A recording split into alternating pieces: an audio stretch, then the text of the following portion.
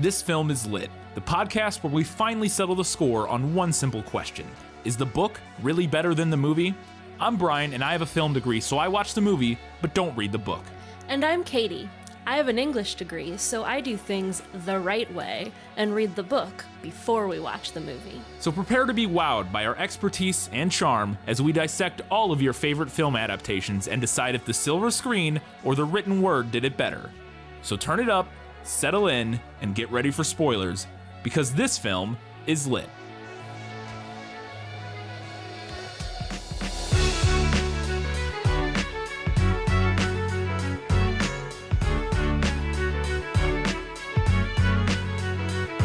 Tune in for the canine caper of the century. It's 101 Dalmatians, and this film is lit.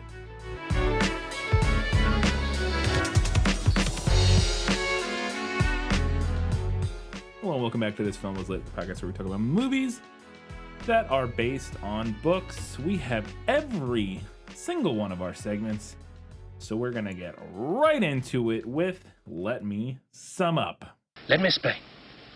No, there is too much. Let me sum up. If you have not read or watched 101 Dalmatians recently, this will not help you much with the reading part, but we are going to give you a brief summary of the film sourced from Wikipedia. Aspiring songwriter Roger Radcliffe lives in a bachelor flat in London with his pet Dalmatian, Pongo. Deciding both of them need a mate, Pongo watches women and their dogs in the street. Noticing Anita and her Dalmatian, Perdita, he drags Roger to the park to arrange a meeting. Roger and Anita fall in love and soon marry, with Pongo and Perdita attending, and also marrying.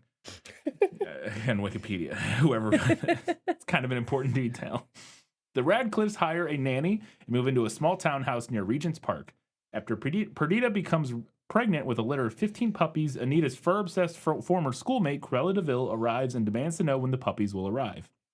Roger responds by writing a jazzy song mocking her. When the puppies are born, Cruella returns demanding to buy them. Roger firmly denies her. Cruella, refusing to take no for an answer, swears revenge and storms out. Several weeks later, Cruella hires brothers Horace and Jasper Baden, two burglars, to steal the puppies. When Scotland Yard is unable to find the puppies, Pongo and Perdita use the Twilight Bark, a canine gossip line, to solicit help from the other dogs in London. Colonel, an Old English sheepdog, along with his feline compatriot Sergeant Tibbs, investigate the nearby Old Deville place where puppies have been heard barking 2 nights earlier. Tibbs finds the puppies in the hall and learns that Cruella intends to make them into dogskin fur coats. After Colonel sends word back to London, Pongo and Perdita leave through a back window and begin a long cross-country journey, crossing an icy river and running through the snow towards Suffolk. Meanwhile, Tibbs overhears Cruella ordering the Baden brothers to kill the puppies that night out of fear that the police will soon find them. In response, Tibbs helps the puppies escape through a hole in the wall, but the Baden brothers notice and give chase. Pongo and Perdita break into the house and confront the Badens just as they're about to kill the puppies. While the adult dogs attack the two men, Colonel and Tibbs guide the puppies from the house. Following a happy reunion, Pongo and Perdita discover that there are 84 more puppies with their own. Shocked at Cruella's plans, they decide to adopt all of the puppies, certain that Roger and Anita would never reject them. The Dalmatians start their homeward trek, pursued by the Baden brothers. They take shelter from a blizzard in a dairy farm with a friendly collie and 3 cows, and then they make their way to Dinsford, where they meet a black Labrador waiting for them in a blacksmith shop. Cruella and the Baden brothers arrive, prompting Pongo and his entire family to roll in a sooty fireplace to disguise themselves as other Labradors. The Labradors help them board a moving van bound for London, but the melting snow falls on Lucky and clears the soot off him. Enraged, Cruella pursues the van. She attempts to use her car to ram the van off the road, but the Badens, who are attempting the same thing in their lorry, end up colliding with her. Both vehicles crash into a ditch, and Cruella yells in frustration as the pair as the van drives off. In London, a depressed nanny and the Radcliffes try to enjoy Christmas and the wealth they have acquired from the song about Cruella, which has become a big radio hit. The soot-covered Dalmatians suddenly flood the house. Upon removing the soot and counting the massive family of dogs, Roger chooses to use his songwriting royalties to buy a big house in the country so that they can keep all 101 Dalmatians. There you go. There's your brief summary in case you needed it. We actually have a Guess Who. Only 2 of them, but at least it's something. Let's get to that now. Who are you? No one of consequence. I must know. Get used to disappointment. Okay. Okay, so you're going to get these. Okay. It's not going to be a problem. I just thought they were fun, so I wanted to include them. She was wearing a tight-fitting emerald satin dress, several ropes of rubies, and an absolutely simple white mink coat, which reached to the high heels of her ruby-red shoes. She had a dark skin, black eyes with a tinge of red in them, and a very pointed nose. Her hair was severely parted down the middle, and one half of it was black and the other white. There you go. That's Cruella de Vil. Yes, it is. So that was actually one of my questions, I think.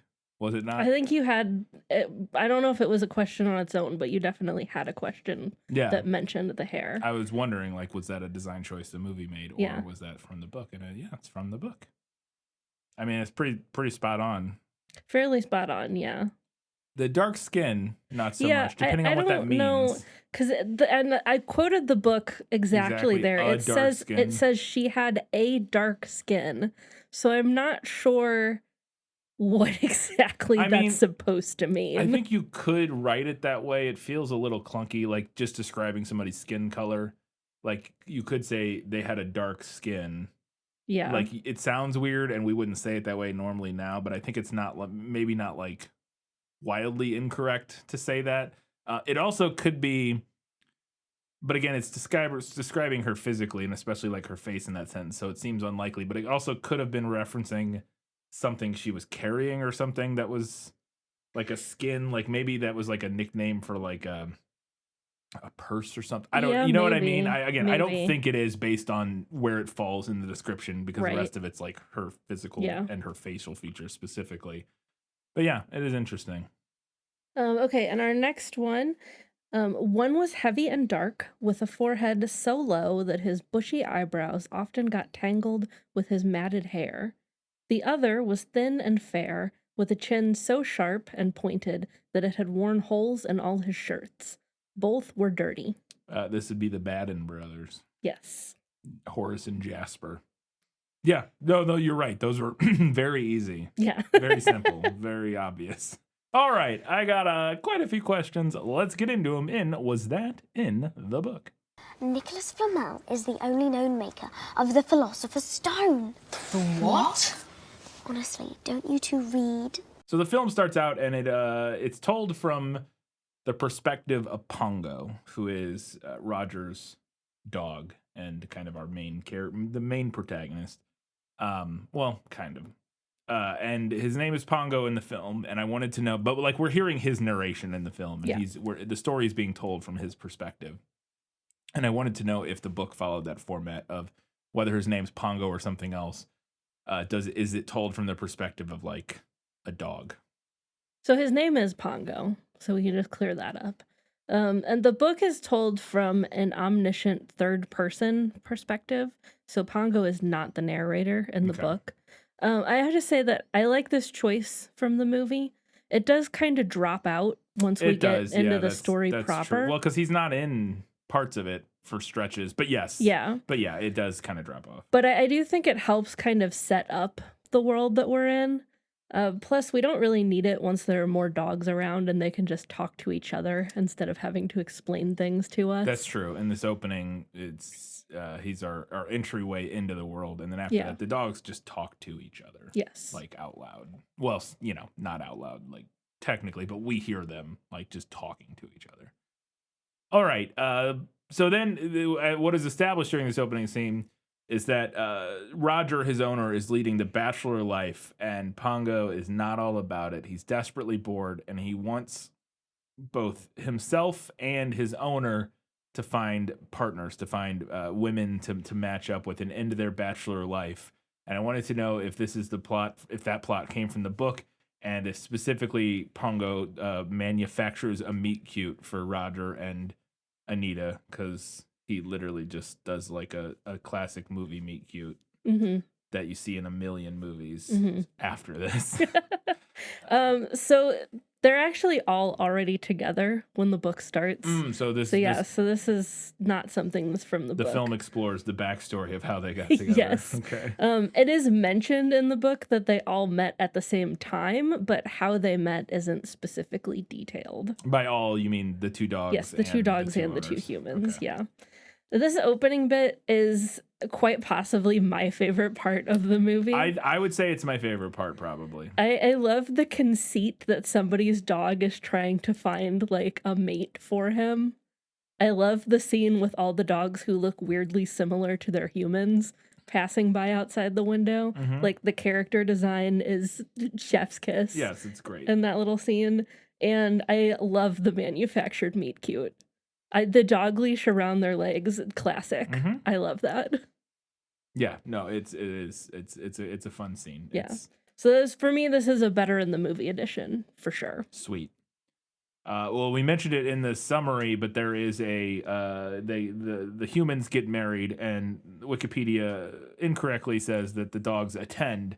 They also get married, or like dog married, or Yeah. as close as you can get. Whatever.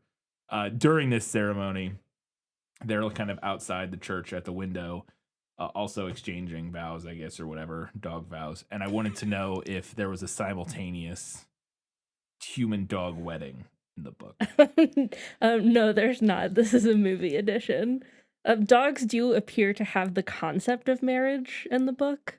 Pongo and his wife refer to each other as husband and wife. Okay. And there's also another dog who has a husband. But the actual wedding itself is not from the book. Gotcha. And you had mentioned in the prequel that they redid this scene to avoid offending religious people. Supposedly, that was what I read.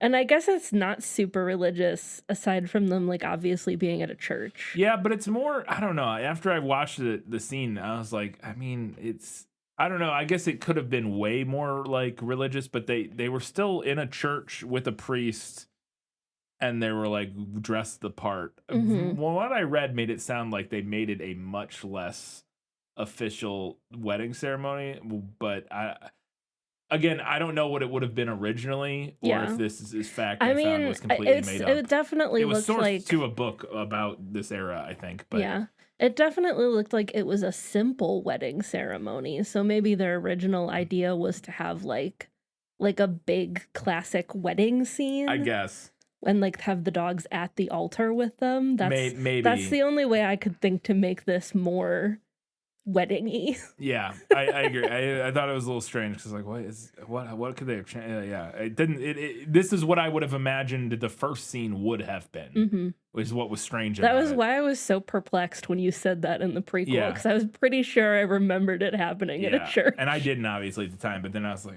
okay. So, and again, so you never know. Again, I try to source all that stuff. All that information usually comes from Wikipedia, but I always try to go through and source it to the actual source and figure out. I state whenever it's like IMDb trivia, which could be completely made up, but this this was on Wikipedia and it was sourced to a book from my memory about either from the making of this documentary or from a book about this time period or something. I can't remember at Disney.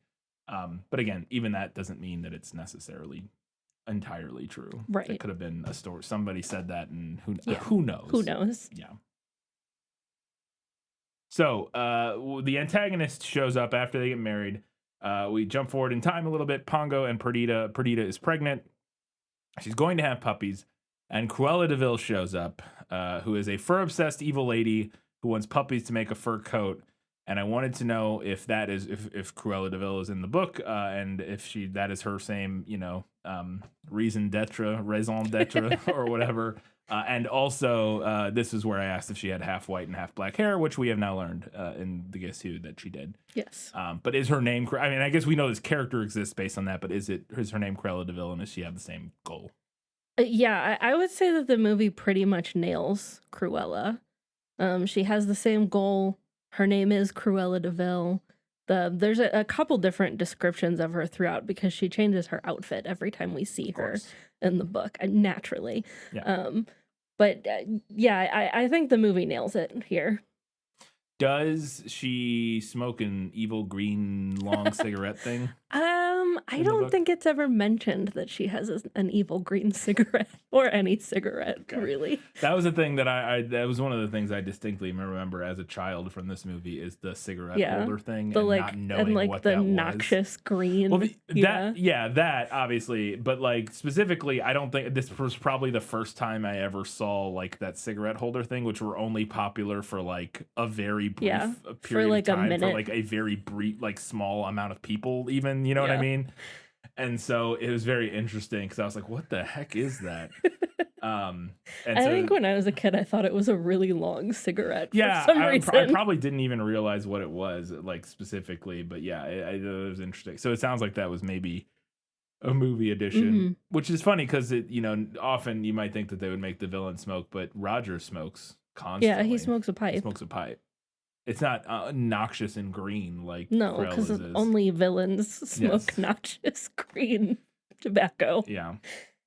They have the puppies. Cruella was like, "Oh, you're having puppies? Great! I'll be back when they're born." Blah blah. So then the night comes where Perdita gives birth to the puppies in this big scene where the maid keeps running up and down the steps or we're in and out of the room where she's having the puppies. Kind of like a classic, hospital birth scene or whatever, where the men are waiting outside. And she's announcing like how many puppies have been born, and she's like counting up. She's like, "There's another one, and 7, and 8, and 9," and eventually she gets to 15, like 15 puppies. But then she brings one out wrapped in like a blanket. I was like, actually 14. This one didn't make it. And I wanted to know if Roger then if that happens, and then if Roger or the whatever the main character's name is, the husband in the story brings it back to life by rubbing it. Actually, yes, this is from the book. Okay. They think that one of the puppies is stillborn. I mean, it appears to be. Yeah. And then Mr. Dearly, they're the Dearlys in the book, and neither of them have first names Okay. that we know of. I mean, I assume they do, but we don't know them. And we talked about they probably changed that because of the Darlings, I think. Yeah, probably.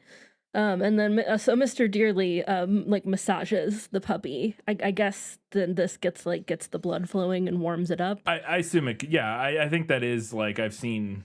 I think you do that in real life if you have a there may be more advanced techniques too, but like without really knowing anything, just trying to warm it up / maybe give it like a very very rudimentary and rough form of kind of like CPR by just like squeezing it a little bit or whatever to maybe get the blood flowing. I don't know, but yeah, I think it can actually work at least to some extent. Yeah, but he does that, and the puppy comes to life. There you go. So then Cruella shows back up now that we have all 15 puppies. She shows back up and she just kind of insists on buying them. Even though they have not made any interest or not shown any interest in selling them, and then she's just like, "No, I will buy them," and she keeps insisting she's going to buy them before Roger eventually puts his foot down and is like, "Look, they're not for sale," and then she gets all huffy and storms out. But it's such an interesting narrative choice, just this weird insistence on buying these puppies, and I guess it makes sense because we find out that she has these goals for what to do with these puppies, but it's just I don't know, it just the whole. Like, especially because which I have a question about this for Lost in Adaptation about like what exactly is up with the dynamic between Cruella and Anita in the film, which is a little like vague and kind of strange. Yes, at why they are even friends or what is going on here. But she doesn't seem to be particularly good friends with them. She just shows up and demands to buy their puppies, and it's such a strange thing. And I wanted to know if it's similar in the book, where she just kind of is like, "I'm going to buy your puppies," and they're like, "No," and she's like, "Yes, I am," and it's like, what is happening? No, it's not the same in the book. So what happens in the book is that Cruella initially asks how long until the puppies can leave their mother. And then she's like, "Oh, how long until they leave their mother? In case I want to buy some." Very casual. Yeah. And then she's told that they won't be for sale, but she doesn't like have a tantrum at that time like she does in the movie. She just kind of bides her time and then has them stolen once they're old enough to be on their own. Yeah, okay. One other thing that makes more sense in the book is that she doesn't conveniently show up right as the puppies are being born, which is very dramatic in the movie because she like shows up in the doorway in a flash of lightning. Yes. But it doesn't really make any sense. In the book, she's already at the house because the Dearleys were having a dinner party and they invited her out of Like after the politeness. puppies have been born? No, like they were having a dinner party and then the birth of the puppies started. Oh, okay. And I like see. all the other guests left Ah. because they were like, Oh, well, you we deal don't, with that. yeah, you Yeah. deal with that. We'll leave. And Cruella was hanging around like, so Yeah. puppies. Right. Okay. I see. So after Roger refuses to sell him, she's like, fine, well, guess what? I'm going to steal them. And I wanted to know if she has that same plan, if she just resorts to stealing them in the book, and if she hires two weirdo guys to the Baden brothers Mhm. to dog nap the puppies. So she does hire somebody to steal the puppies. It's kind of implied in the book that the people who stole the puppies are different from the Baden brothers. Oh, So it's explained in the book that the Baden brothers live at Hell Hall, like free of rent in exchange for doing crimes for her. is Hell basically, Hall the old DeVille? Yes. Okay.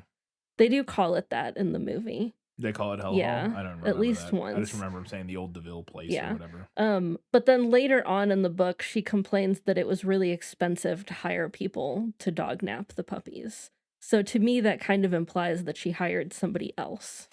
Okay. But yeah, she does. They do just dog nap the puppies. Yes. All right. So then after they're kidnapped, it is discovered, and Pongo and Perdita are very upset, but they have a plan, which is they're going to use the Twilight bark to get the word out to see if they can find the puppies. And this is interesting because I did not remember this is what this was, because we talked about this in the prequel, that the sequel to 101 Dalmatians, the book, Mhm. is It's- 101 Dalmatians 2, The Twilight Bark. It's just, no, it's just, I think it's just called the Twilight Bark. I thought, I could have swore it was 101 Dalmatians 2 because we made fun of how terrible of a name it was, and I said 102 Dalmatians is a better name than that.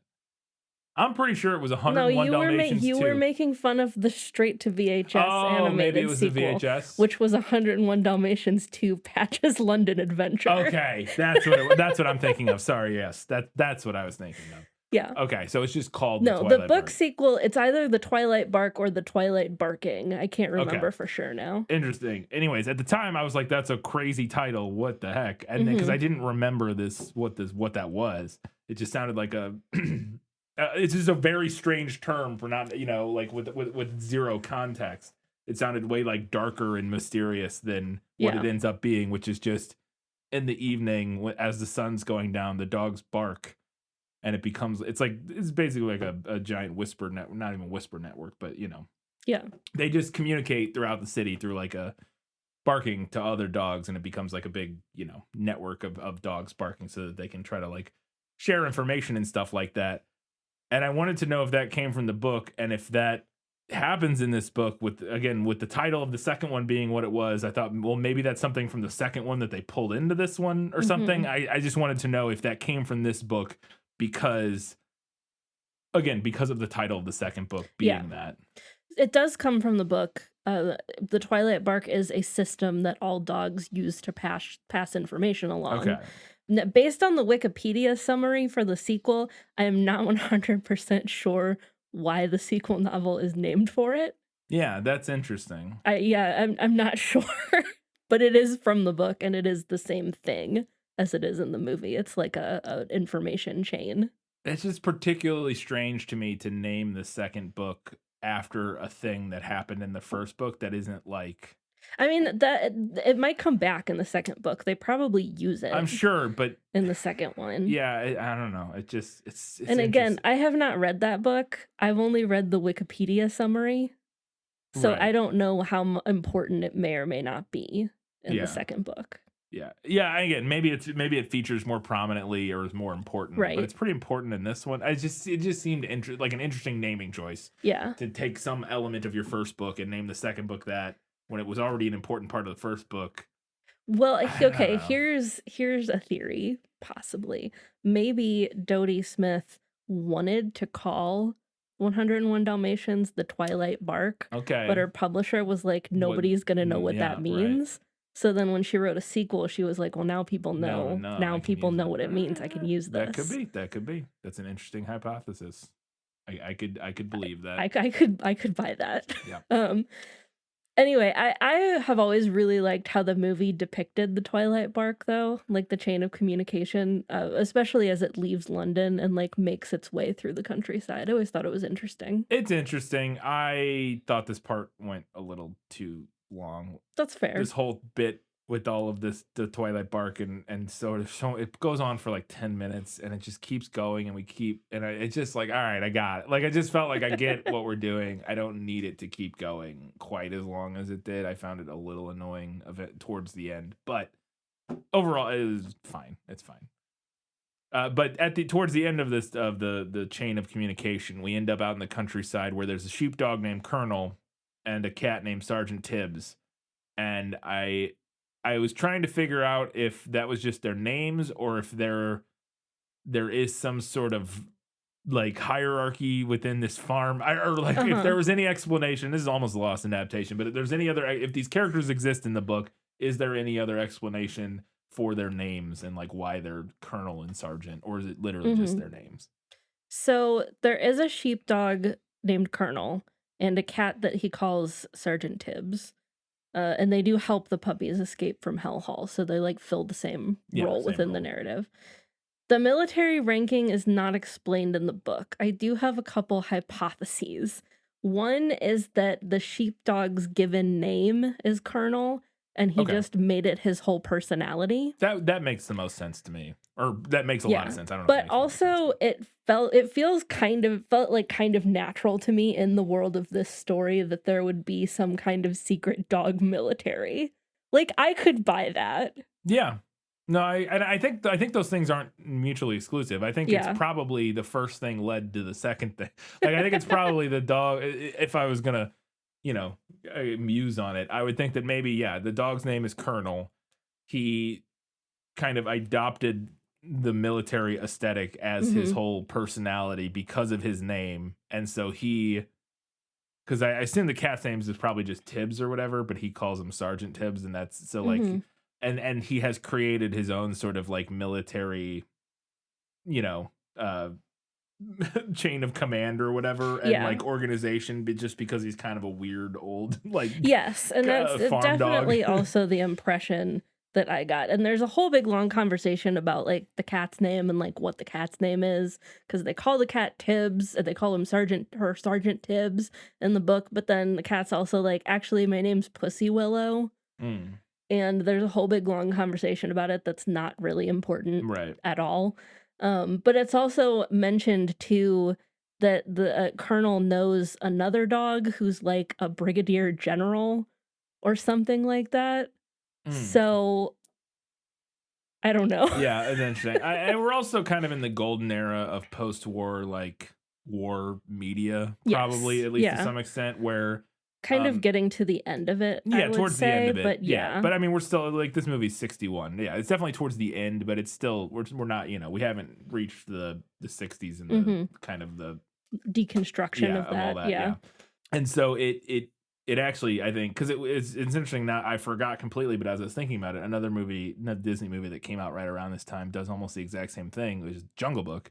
Yes. Where the elephants, right? Yeah, the elephants they're have like a military. They're like an army. Yeah. Basically. And so I think that maybe part of that is just a thing that media kind of was doing at the time, because it was like a popular kind of just like a motif to include, is like, we're still coming off like kind of the glory and high of the World War II and like celebrating the troops and all that, and so just kind of working in the motif. That would be a guess maybe as to why it, because I thought it was interesting that this and Jungle Book, it shows up, right? And again, it's not like it doesn't happen today even, but it was just interesting.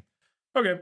Does the titular 101 Dalmatians come from Cruella having bought/stolen that many to make a fur coat? Is it when they get to Hell Hall, there's whatever 99 minus 15 is 84 other Dalmatians there, and they're all there because Cruella wants to make fur coats?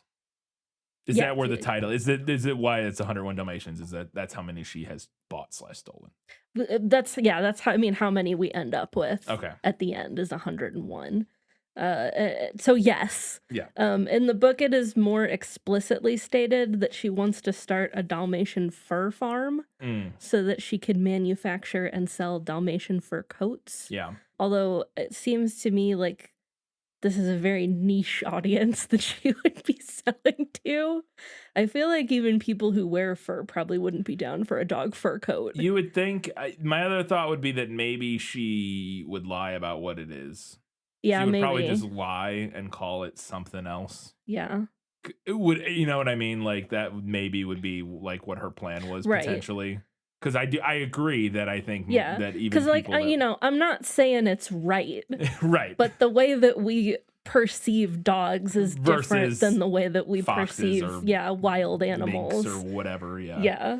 that are not. We tend to attribute personhood and humanity to dogs much more Yes. than to other animals. And I just feel like I feel like she would have a rough go of it if she was actually trying to sell dog fur Marketing coats. and selling them Yes. as dog fur. Yeah, I would agree with that, but it seems like it. But maybe there's a historical precedent we're unaware of. I don't actually know. It wouldn't anything horrible like that. It would not surprise me to believe it has existed.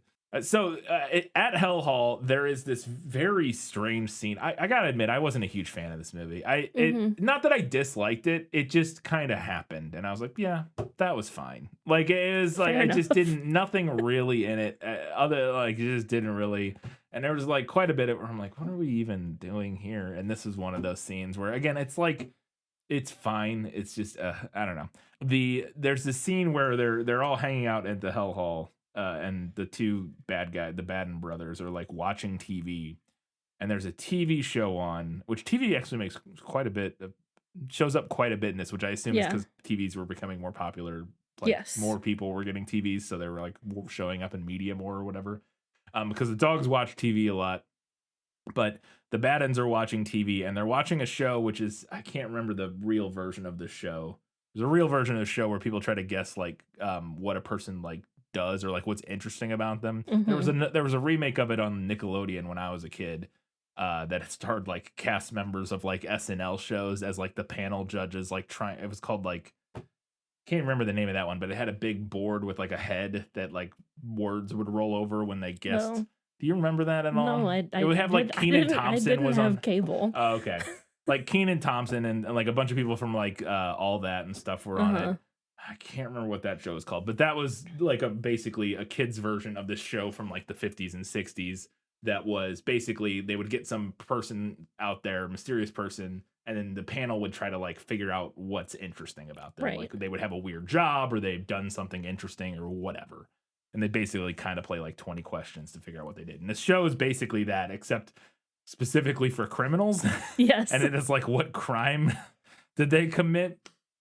And they're interviewing this person, and the criminals, the Baden brothers, know this guy. He is an old partner or somebody they've worked with before, and he's on this game show, and there's this panel of people trying to guess what crime he committed. And I wanted to know if any of this came from the book because I thought it was all so interesting. Again, it's clearly kind of doing like a little bit of like a spoofy, like it's clearly again it's spoofing a real show and just kind of taking it's doing a little bit of a satire something here. That contemporary audiences would have been very familiar with. Yeah, exactly. I get it. Like I get what it's like if you had a like a weird silly version of like Who Wants to Be a Millionaire, or something in a show in the early 2000s or mid 2000s or whatever. But it just the whole thing was a little strange, and I wanted to know if it came from the book.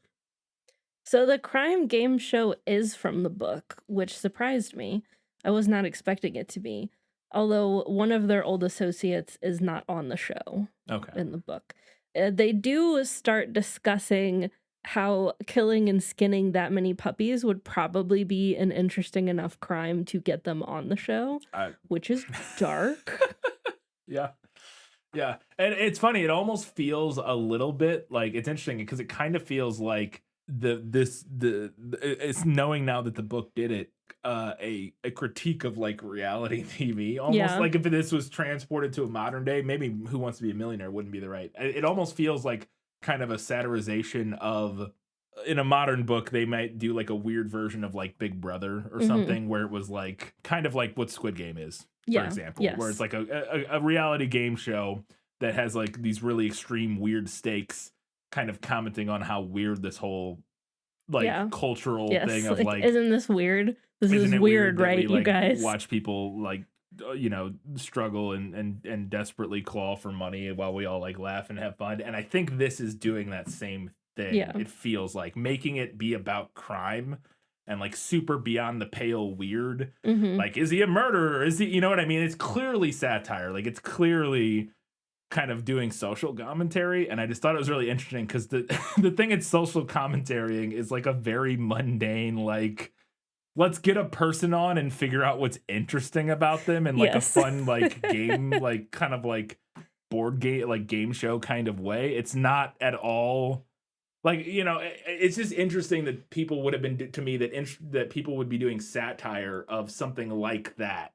Yeah. Where it Whereas seems like fairly innocuous. fairly mundane and innocuous. Whereas, I get going after Big Brother reality shows where a bunch of money is on the line, and or like something like The Bachelor, yes, like dating like type super shows. shallow, Yeah. like kind of like weird, manufactured drama shows. This does not seem like that at all, and so it's very interesting that it seems like writers and authors and stuff were going after things like that even back then.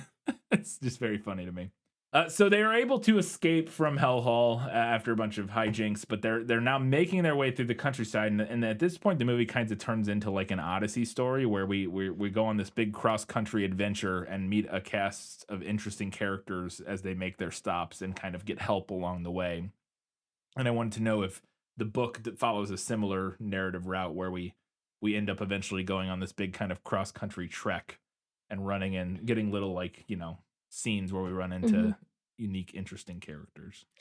There's actually even more of that in the book. That does not surprise me, actually. Pongo and his wife interact with multiple dogs on their way to find the puppies, which we don't really see in the movie. Yeah. And then there are even more pit stops along their journey back as well. Mm-hmm. More on that later. All right. One of the people they run into, one of the dogs they run into on this trip is basically Lassie. Collie shows up and is like, come with me. Yeah. If you want to live. And takes him, because there's a blizzard on, and takes him to like a barn where they hang out with some cows for the night to get out of the cold. And I wanted to know if Lassie saves the dogs from a blizzard in the book. So interestingly, despite my previous statement that there was more of this type of storytelling in the book than the movie, this specific scene is not from the book. So they never make their way through a blizzard in the book. It's cold the entire time, and it does start to snow like right around the very end of their journey, but there's no blizzard. They do at one point interact with a collie, but it's during the scene where they disguise themselves with the soot. And then the other aspect of this that comes from the book is the puppies drinking milk from the dairy cows. Except in the book, they do that before they leave the dairy farm that Colonel and Sergeant Tibbs live on. Oh, okay. So the elements are there. Yeah, the elements are there. They're bit. just kind of moved around and shuffled around, but this like specific scene is not from the book. Gotcha. Okay.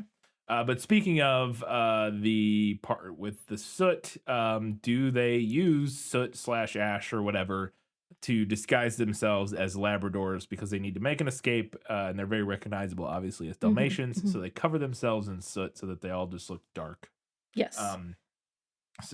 Which, and in the movie, sure. Yeah, the movie's doing a thing where our villains are very stupid intentionally. Right. So, because obviously this would not work in real life. If you saw the 101 dogs that you were looking for, now they're just a different color, you'd be like, wait a second. But yeah, obviously that's the point, is that they're idiots and they underestimate the dogs. I mean, there's like explicit dialogue about it. And the movie does, yes, it kind of winks at it by having one of the bad ends be like, you don't suppose they all rolled in the soot and disguised themselves, and then the other one's immediately like, you idiot, dogs aren't that smart. Yeah, and then there's another line even before that where they say like the same thing, like, oh, dogs don't plan, or like, they have multiple lines about like, we could figure this out, except we clearly don't think dogs could.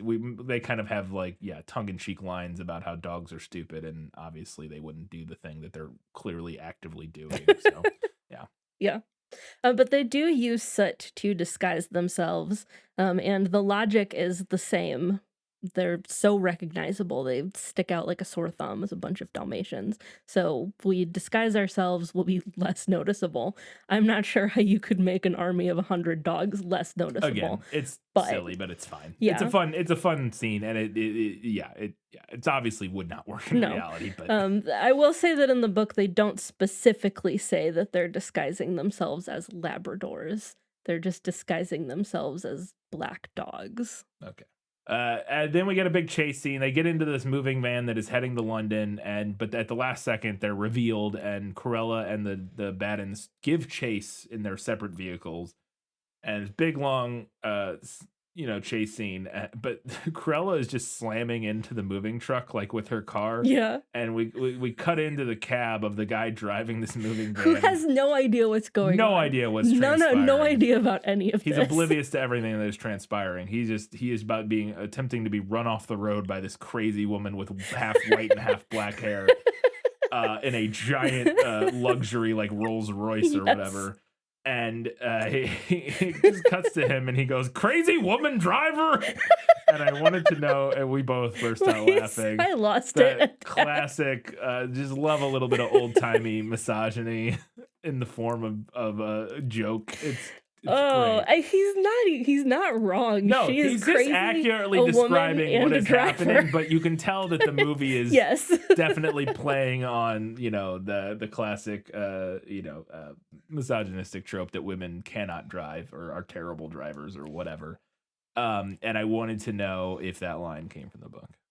So this is not from the book at all. Okay. It's a movie edition. They do manage to hitch a ride in a moving van back to London in the book, but there isn't a chase scene, and Cruella doesn't try to run the van off the road. Are they revealed? Is their ploy revealed, or does it just work? The soot, you know what I mean? Or are they just able it to, just works? and they get in the van and they get Yeah. back? Okay, and then Cruella just fucks off. Like what? I mean, pretty much. Yeah, which is what she does in the movie. To be Yeah. fair, it's not.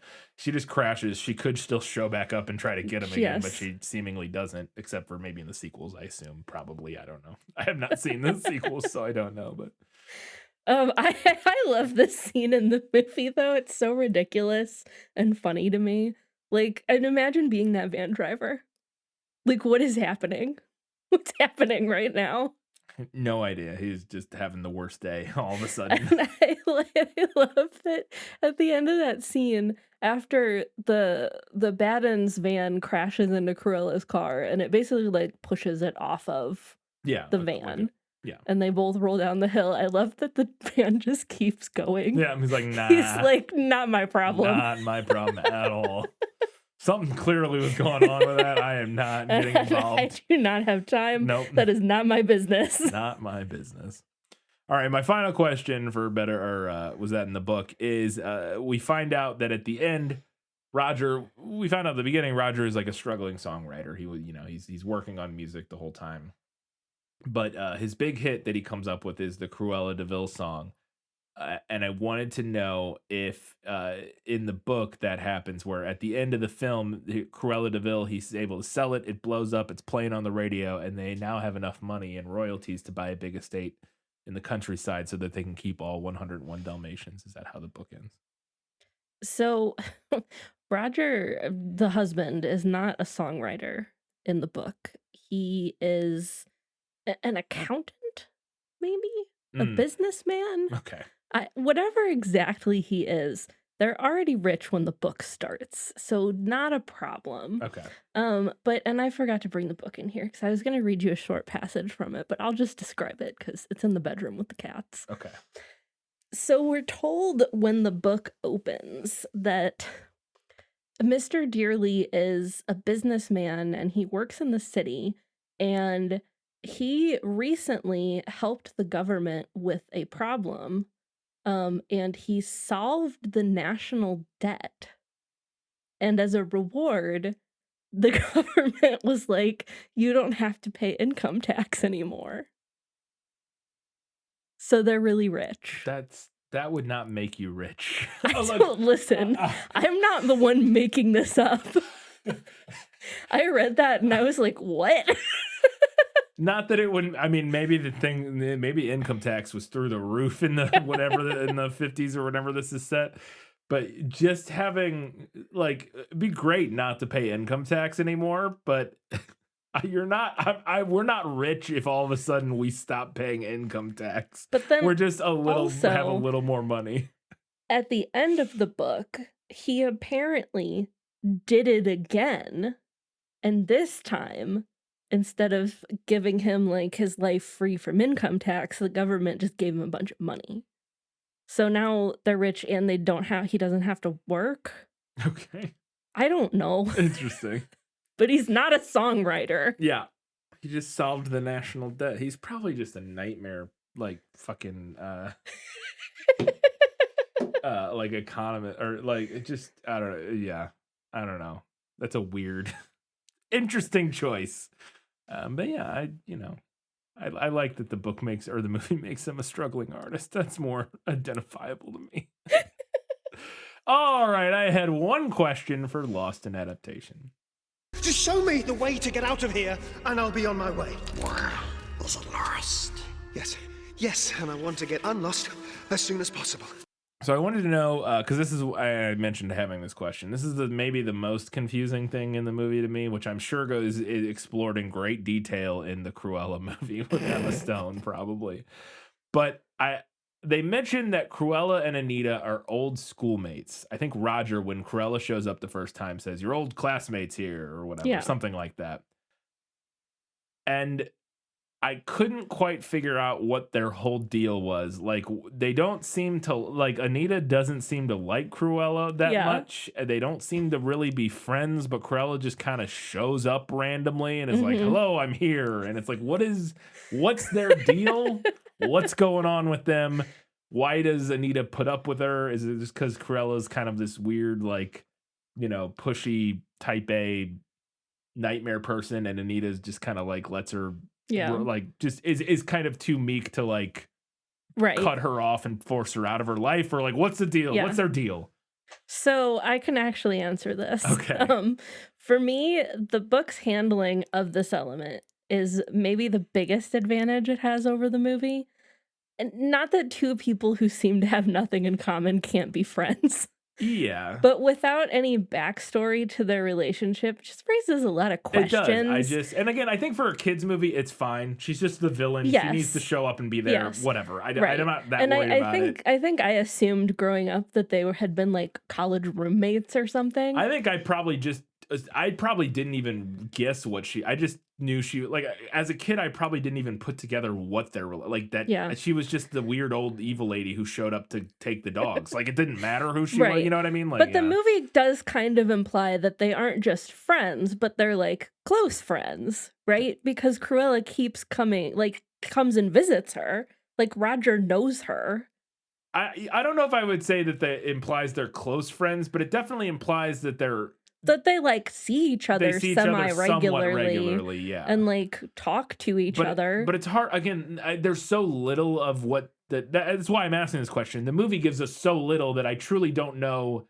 Honestly, I couldn't even tell you. Maybe Anita does like her. I don't think she does, but maybe like we just get so little of it, and it just seems weird because they don't seem like they would get along. And the movie gives us zero explanation or zero insight into their relationship, like you said, that I don't think it implies they're close friends. I don't think it implies anything about their relationship other than they know each other from the past or whatever.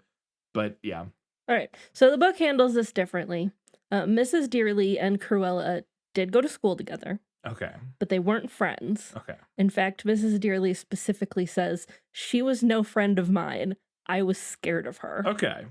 But they did know each other. Okay, I think you could get that out of the movie. Like, that's kind of the vibe I get from the movie. Honestly, slightly. It doesn't, not really, because it's not really explained, but that's kind of like, if you had to ask me, I'm like, maybe it's kind of what I was getting at. Like, maybe they're acquaintances and she just is too scared of her to like remove her from her life or whatever. So additionally, what helps in the book is that instead of Cruella just like showing up at their house, in the book, they initially bump into her while they're walking the dogs. Okay. So the vibe is much more like running into someone that you haven't seen since high school and trying to be polite about it.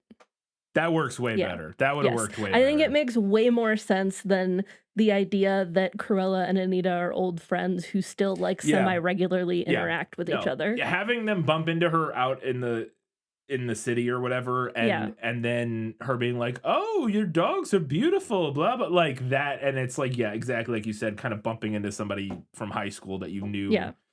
That And, makes more yes. sense. And then I have no problems with it. It's her just like showing up at their house being like, "I'm here," and Roger's like, Yeah. "Oh god, that lady's here again." I'm like, "Wait, what is this deal? Like, what is going on? Like, this woman that you hate just shows up at your house? Like, what is happening?"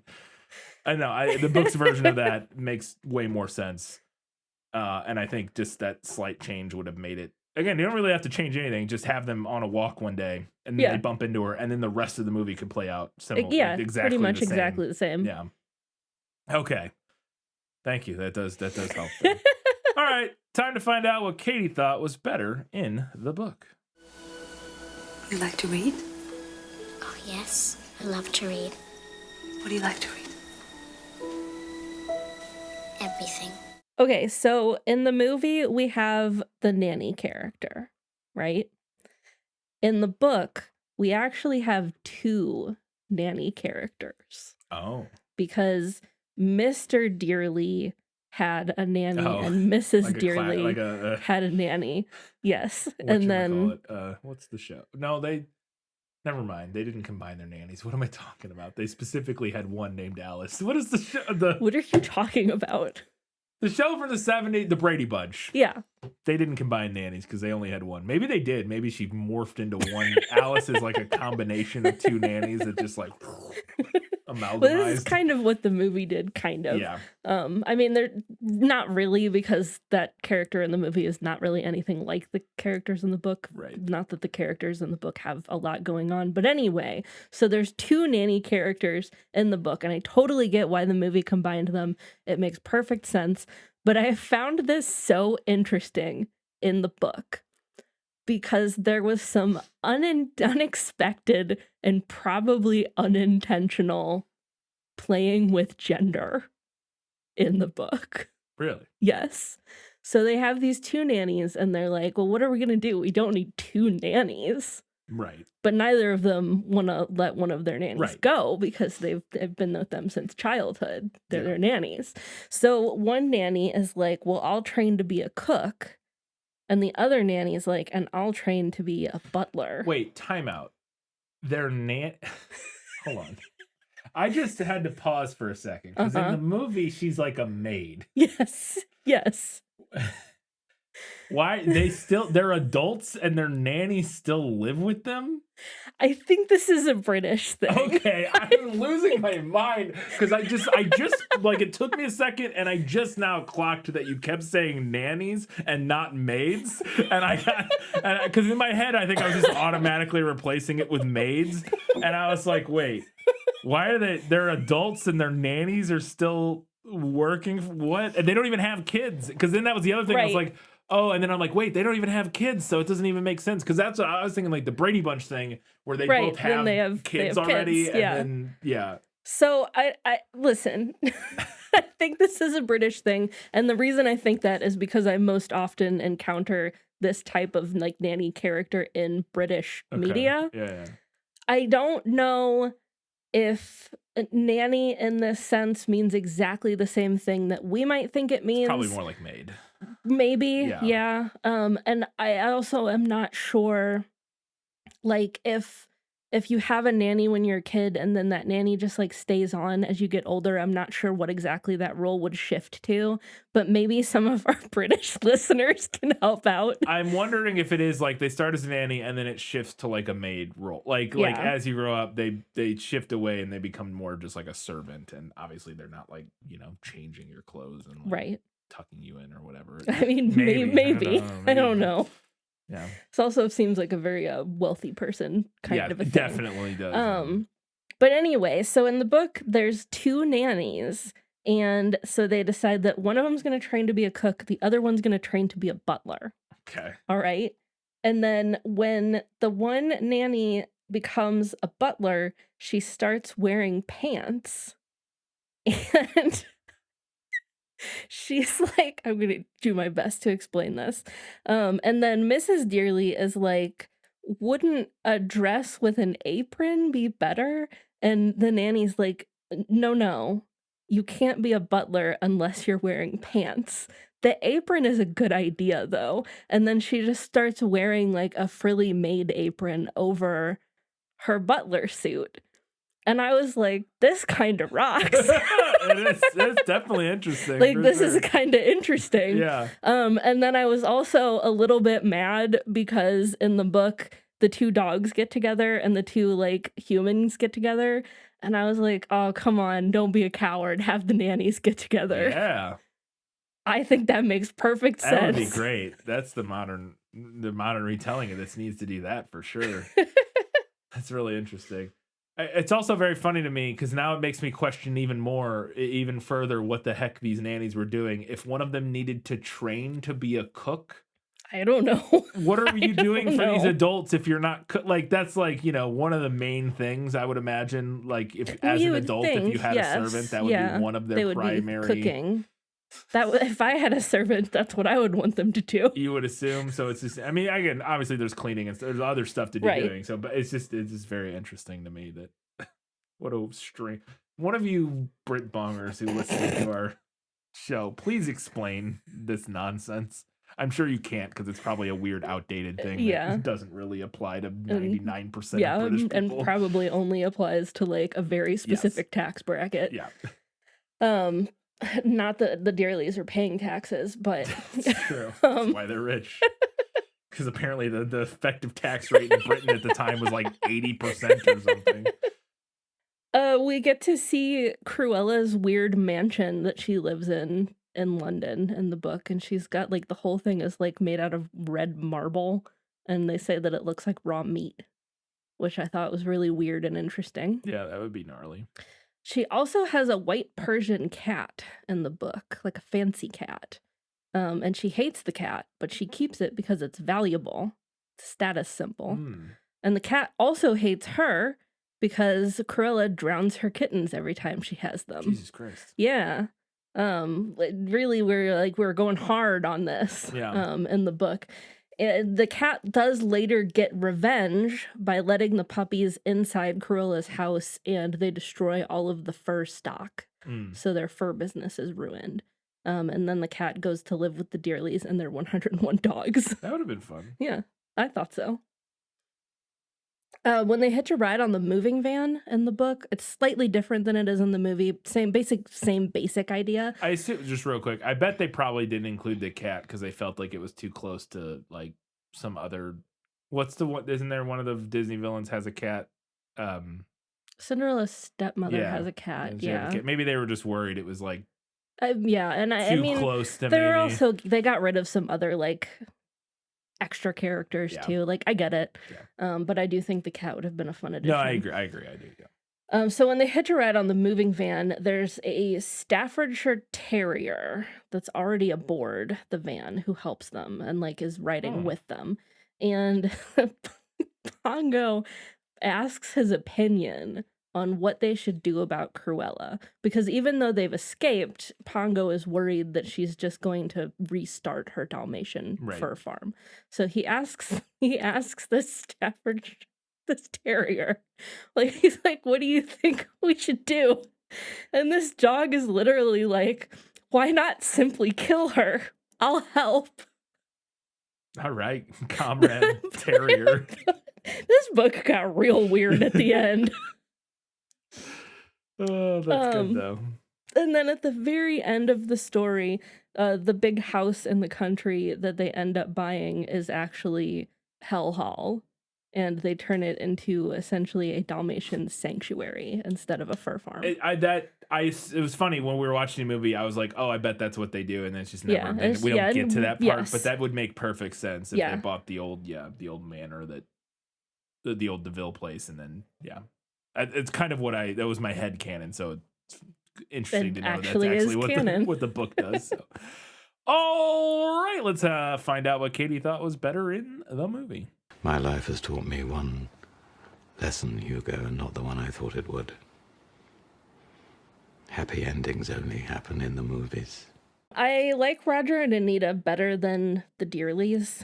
Not that they're like super fascinating in the movie, but they have far more personality, especially Roger. Yeah. I think that making him kind of like a goofball musician was a really good call. Yeah. As you said Anita earlier. doesn't really get to do much, but Yeah, she doesn't do much, but it's like still more interesting than the humans in the book. In the book, Cruella is actually married to a furrier, a guy who runs a fur business. yeah.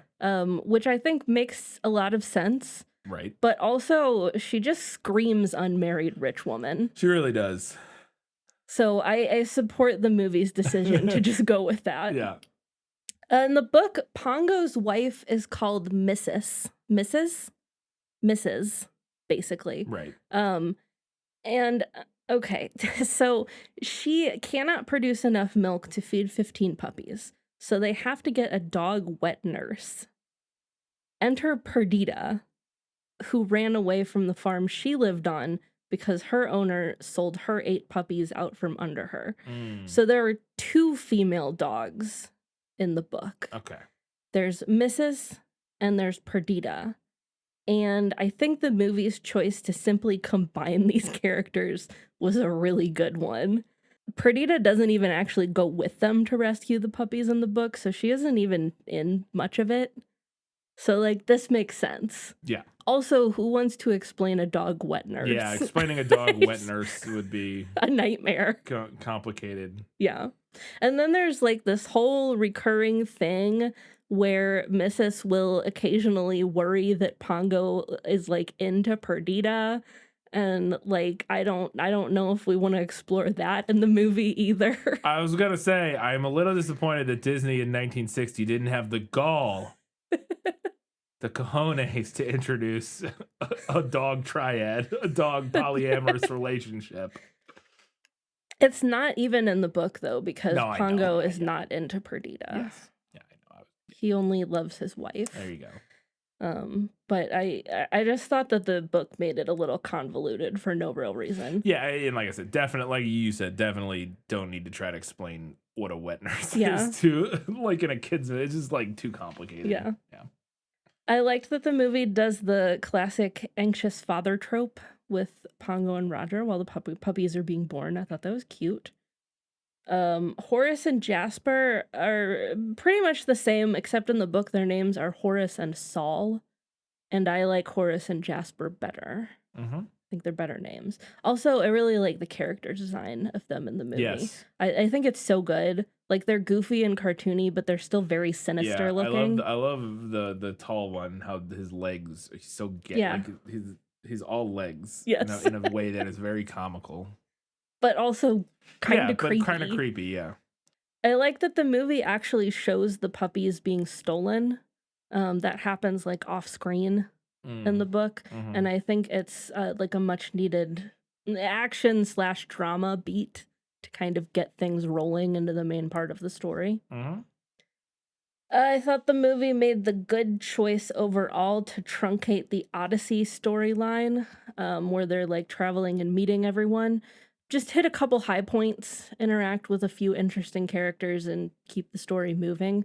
The book, I thought, kind of dragged in the second half, and all of the separate encounters really started to, like, bleed together.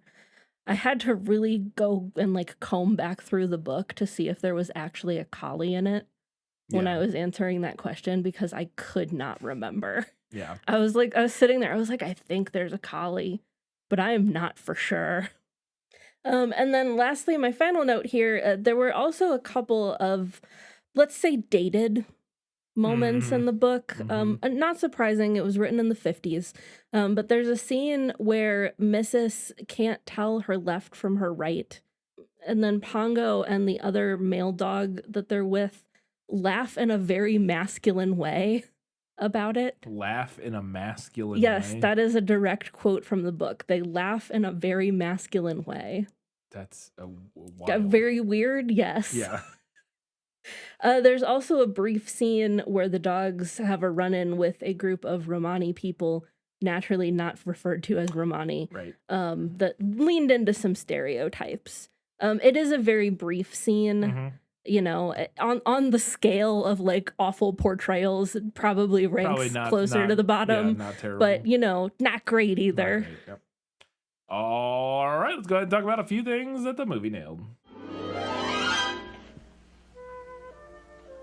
As I expected, practically perfect in every way. The dog's referring to the humans as their pets instead of the other way around. Yep. That's something from the book.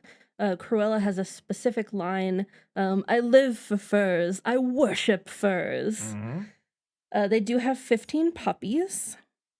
Cruella calls the puppies mongrels and white rats because they don't have spots yet, right when they're born.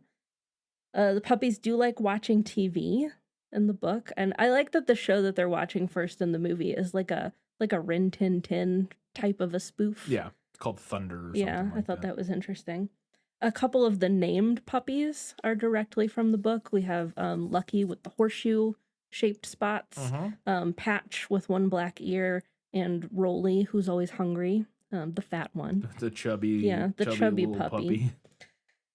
Both the book and the movie imply that part of the reason Cruella steals these puppies, even though all of the others were legally obtained, is because they were initially denied to her, and she can't have that.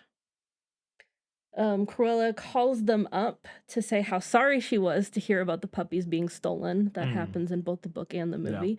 Truly psychopath behavior. Yeah. Also, I think it's implied she's like covering. Yes. She thinks that they won't suspect her if she like calls them. Yeah. It's like, oh, I'm sorry. Which is like a kind of a typical crime thing. Yeah. Isn't it? Well, I mean, yeah, it's often a plot point. Yeah. The old DeVille place is called Hell Hall. We mentioned, nicknamed that. They initially think that they'll have more time to get the puppies out of Hell Hall, but then Cruella comes by and says, oh no, you have to kill them right then that night, speeding up the timeline. And then there's a specific line that one of the Baddens says when she's telling them that she doesn't care how they kill the puppies. We don't have any ether either. Little wordplay. Yeah. All right, let's get to a few odds and ends before the final verdict.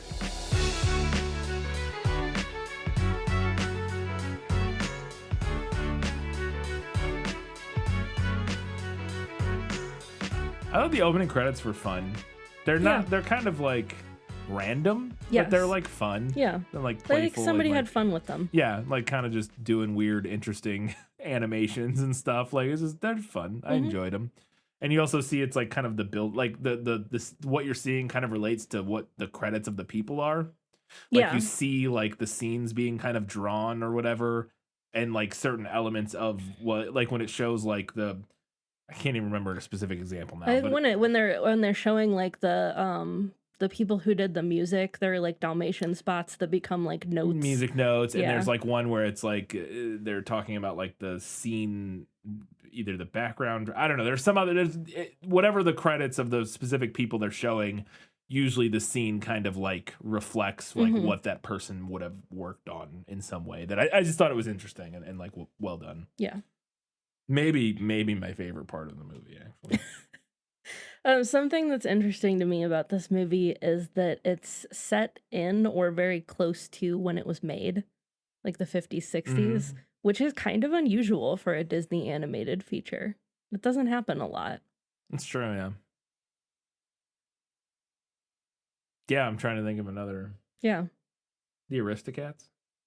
I think the Aristocats is set in like the 20s. It's like okay. a jazz era I think movie. you're right. Yeah. That's interesting.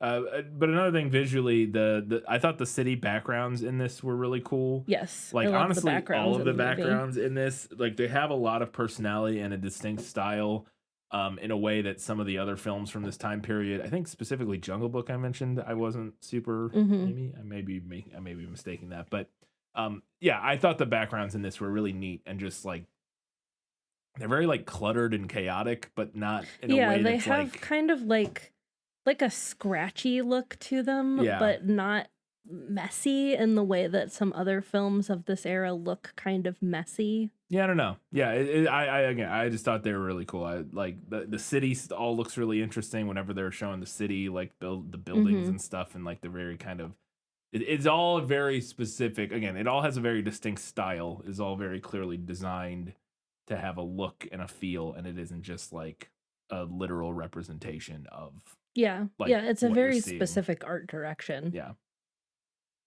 Oh, I thought of another one that is contemporary to when it was made, I think. Maybe Oliver and Company. Mm-hmm. Yeah. Sorry, I just thought of another one. Also an animal movie. And then some of the modern ones. Specifically, isn't Lilo and Stitch probably basically when it came out? Yeah. Like roughly. So Roughly, yeah. contemporary. Anyways. Also want it noted that as a now older, wiser woman, Roger Radcliffe is the ultimate in Disney men. Screw them princes. Give me a songwriter who brings puppies back to life. It's fair. I get it. Although I will say, I mean, Cruella de Vil, obviously a classic Disney song. But if I had a friend that you sang a mean song about whenever she came over, I'm not sure I'd appreciate that. If you had a friend that was an evil psychopath, I might. I mean, look, I get it. It's not the nicest thing in the world, but also he's singing it about literally an evil puppy mill running yes.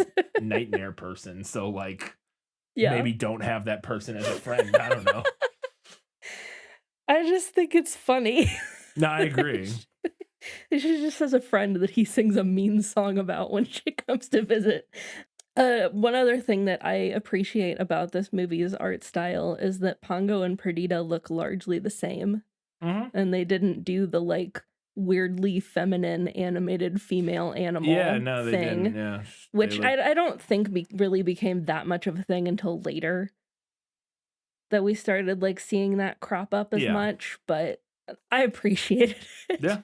Appreciated that Perdita didn't have boobs. Yes, this is true.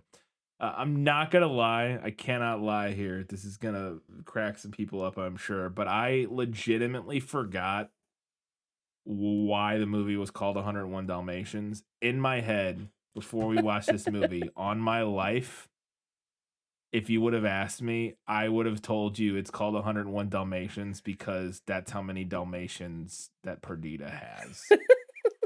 In my head, I thought there was just like a magic realism thing, like conceit to that specific thing, where she just has 101 puppies. And it's like never commented on. And it's never really explained or commented on. It's just this ridiculous thing where she just has 99 puppies or whatever. And then I was like, oh no, okay. That's right. That's what it is. They find him and because Cruella's just been stockpiling them. Okay. Yeah.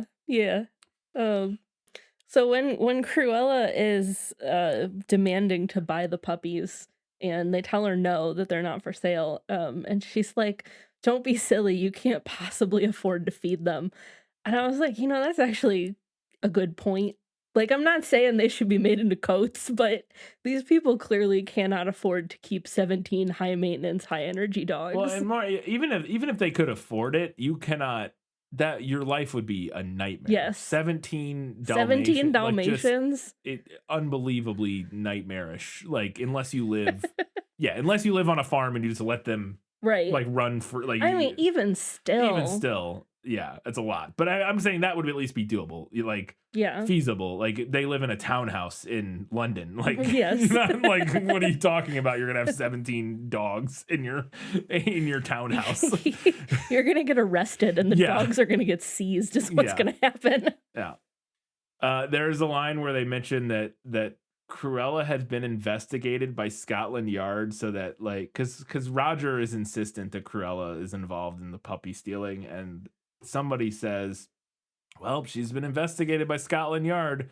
And I just love the idea of Scotland Yard investigating 15 puppies being stolen. Like, they truly, how quaint. Like, is that like they not have anything better to do than investigate? Maybe it was a slow crime week. Well, clearly, because it's like on front page news. Like, it's like, which maybe. I mean, to be fair, I guess if something like that got enough press, maybe the police would have to address it. Maybe.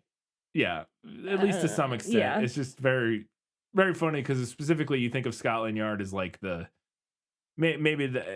always thought of Scotland Yard as like very specific, like higher, like that's like your case gets elevated to Scotland Yard. Like Right. that's not like the local cops coming out and being like, you know what I mean? I don't know. Right. Maybe it is just kind of a generic term, catch-all term for like, And or also maybe it's probably meant as a joke as well, honestly. And maybe they wanted something that like Americans would recognize as being like uniquely British.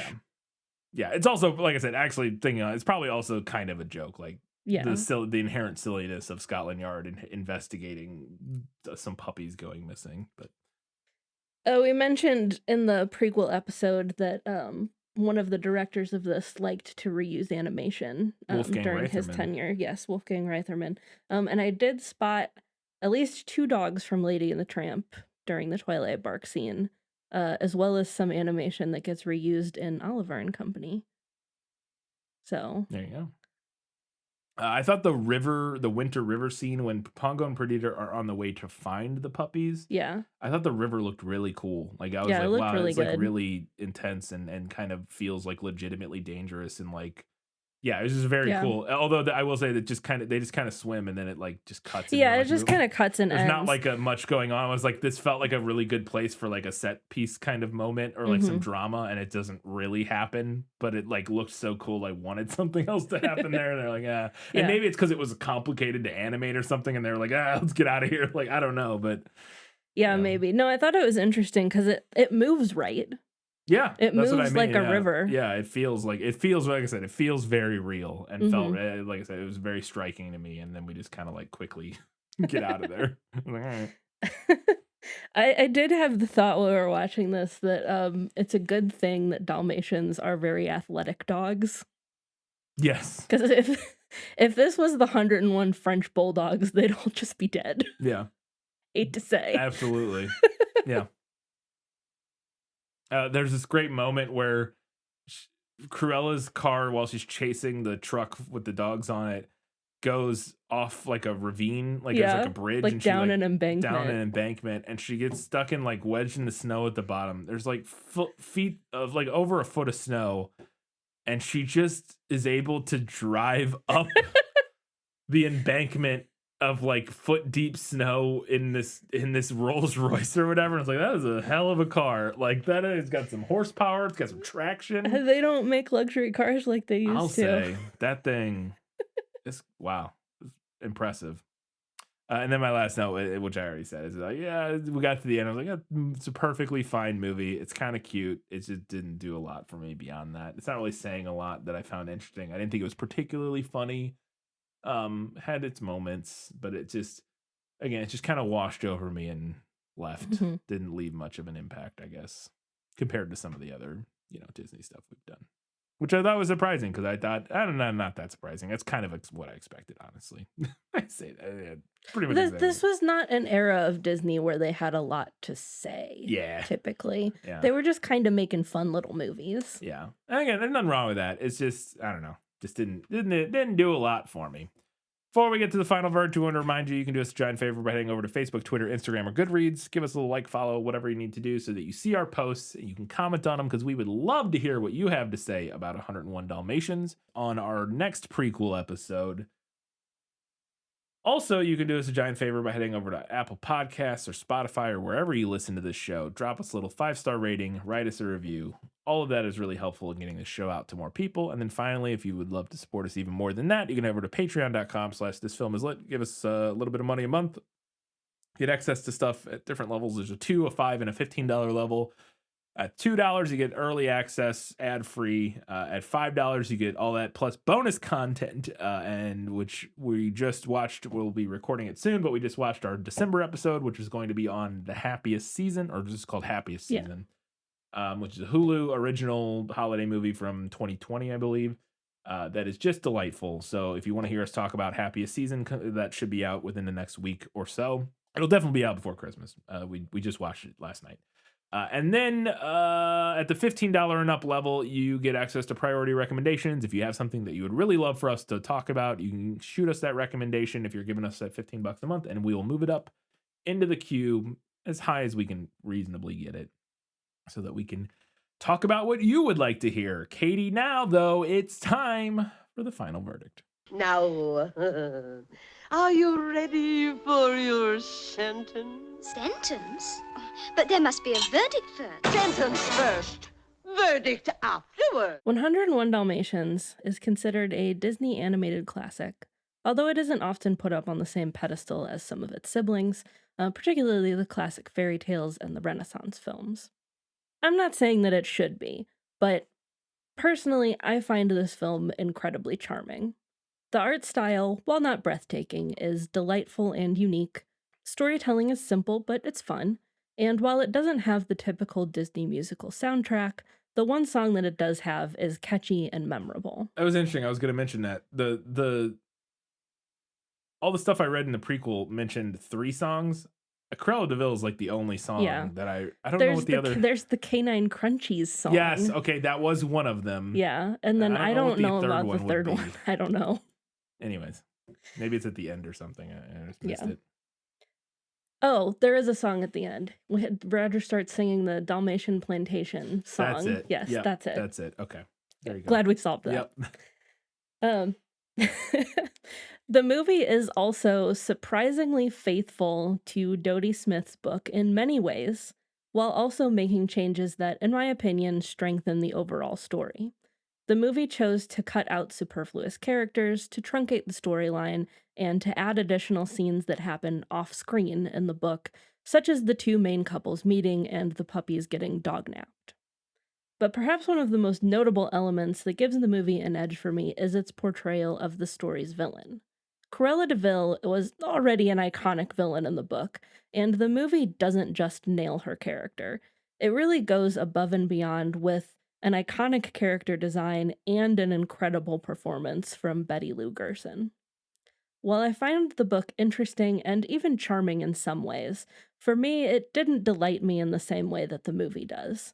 So this time, I have to give it to the movie. There you go. Movie wins on this one. I said earlier that my favorite part is probably maybe the opening credits, but I've reassessed, and actually my favorite thing about this movie is Cruella de Vil. Mm-hmm. But not necessarily because of her in this movie, but because we get Cruella de Vil in Once Upon a Time. And if she was not in Once Upon a Time, which is maybe my favorite. I had no idea that you liked her character. I think she's so much fun in Once Upon a Time. And she gets to be, she just had a great line last night where she's just roasting whatever milk toast David, whatever his name is. Prince Charming, yeah. The worst character, maybe not the worst character, but there's a lot of characters I don't like in that show, to be fair. No, she's a great character in any version, like any iteration of the story. Very iconic character. It's the camp. Yes. Because she always gets to be camp, and it's so much fun, and it's always great. Yes. And that, I really enjoy. So I'm glad she exists for that. Not for no other reason. Katie, what's next? Up next, we have our proper holiday Christmas episode, and we will be talking about the Nutcracker. Yes. We're kind of running low on holiday classics. We're scraping the bottom of the barrel There's here. No way we're gonna run out of Christmas movies, right? No, we're about to run out of Christmas movies. Unless we start revisiting versions of A Christmas Carol, we're gonna run out of Christmas movies. I mean, we'll definitely do that at some point. We can go back to the Christmas Carol probably at some point, at least once. We're gonna have to do that next year because there's nothing left. I find that hard to believe. We'll see. I mean, you're the one doing the research and putting the list together, but it just seems crazy to me that we've been doing this a while, but we've only done 6 Christmas episodes, right? Like, is there that 6 or 7? Or yeah, there's not very many there are a lot of Christmas movies, right, but there are not very many that are based on books. Huh. All right. Well. Anyways, if you have any specific Christmas movie book recommendations, please let us know because we're running out. Yeah, we're running on fumes. But here. what are we doing? So we're actually going to have a listener's choice for our Nutcracker episode. And there will be 3 different options, and I need to post this soon so that you guys can vote. And our options are going to be Barbie and the Nutcracker, Oh. a classic. The Nutcracker in 3D. Sometimes I saw it titled The Nutcracker: The Untold Story from 2010. And The Nutcracker and the Four Realms from 2018. Interesting. I this is one of the ones where I don't even know what I would consider the I don't think any of Is them there are like a definitive I like don't know. Nutcracker you know what I mean? I mean, the definitive Nutcracker is the Tchaikovsky ballet. Sure. I guess that's I guess that's what I was wondering, if there's not like a movie version of that. I would not say that there is a definitive Nutcracker movie. Huh. No. Honestly, maybe Barbie and the Nutcracker over like those two. The thing that's crazy is I feel like I watched a Nutcracker movie several times as a kid that I thought was pretty popular, and I don't think it was any of those. So I'm interested. I don't know. I'd have to go look and see if I could figure out what I have like this weird memory bouncing around in my head of watching and there a might Nutcracker movie, but there might be like a filmed stage version of the ballet bouncing around, but I was really more interested in doing like a cinematic, like a movie adaptation of it. My memory of what I watched was not a stage, like it was a movie, I thought, but I could be wrong. I don't, again, it's a very faint childhood memory, so who knows, but interesting. All right, well, that's it. Nutcracker coming up next. Maybe, we'll get that poll up. You can let us know which one you prefer for us to talk about, and also shoot us some more Christmas book movie recommendations. Maybe you have some secret hidden gems that we're unaware of, because that'll be helpful. Or we're gonna stop doing Christmas and start doing other stuff. I'm sure there's other holiday things we could do. Maybe we'll figure it out. If anybody knows of any Hanukkah movies, I'm down. I'm game. We'll do whatever. Yeah. Anyways, let us know. We'll follow up on social media. We need your help. But yes, come back next week. We'll be talking about we're previewing the Nutcracker. But until that time, guys, gals, my minor pals, and everybody else, Keep reading books, watching movies, and keep being awesome.